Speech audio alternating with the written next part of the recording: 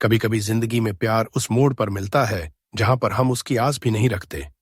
विशाल और अनन्या की कहानी भी कुछ ऐसी ही थी। दो अलग अलग दुनिया से आए हुए दो दिल जो किस्मत के खेल में अचानक एक दूसरे से टकरा बैठे। विशाल एक साधारण परिवार से था, लेकिन उसकी महत्वाकांक्षाएं आसमान छूने की थीं। वहीं अनन्या एक अमीर परिवार की बेटी थी, जिसकी जिंदगी में सुख सुविधा की कोई कमी नहीं थी। इत्तेफाक से दोनों की मुलाकात एक नृत्य कक्षा में हुई।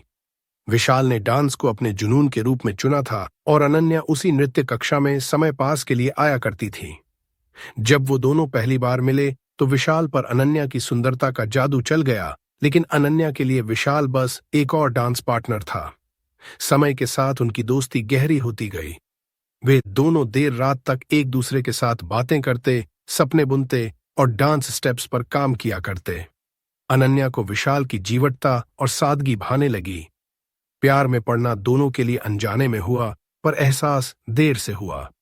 जब तक अनन्या को समझ आया कि उसके दिल में विशाल के लिए जो भावनाएं हैं वो सिर्फ दोस्ती से बढ़कर हैं, तब तक उसके माता पिता उसकी शादी कहीं और तय कर चुके थे।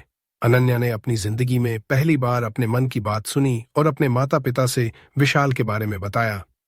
पहले तो उनके माता पिता नाराज हुए, लेकिन विशाल की मेहनत, उसके सपने और सबसे बढ़कर उसके सच्चे प्यार को देखकर वो मान गए। आखिरकार दोनों की शादी बड़े धूमधाम से हुई। उस दिन नृत्य हॉल में जहां उनकी मुलाकात हुई थी, दोनों ने एक बेहद खूबसूरत डांस परफॉर्मेंस दिया, जिसे देखकर सबकी आंखें नम हो गईं। ये उनके प्यार का एक नया आगाज था। जिंदगी उनके लिए अब एक संगीतमय सफर था, जहां उनका दिल उनकी धुनों पर नाचता था। जैसे जैसे विशाल और अनन्या का प्यार परवान चढ़ता गया, उनका संगीत और भी मधुर होता गया। दिल से दिल तक न केवल उनके प्यार का सफर था, बल्कि उनके सपनों का भी था।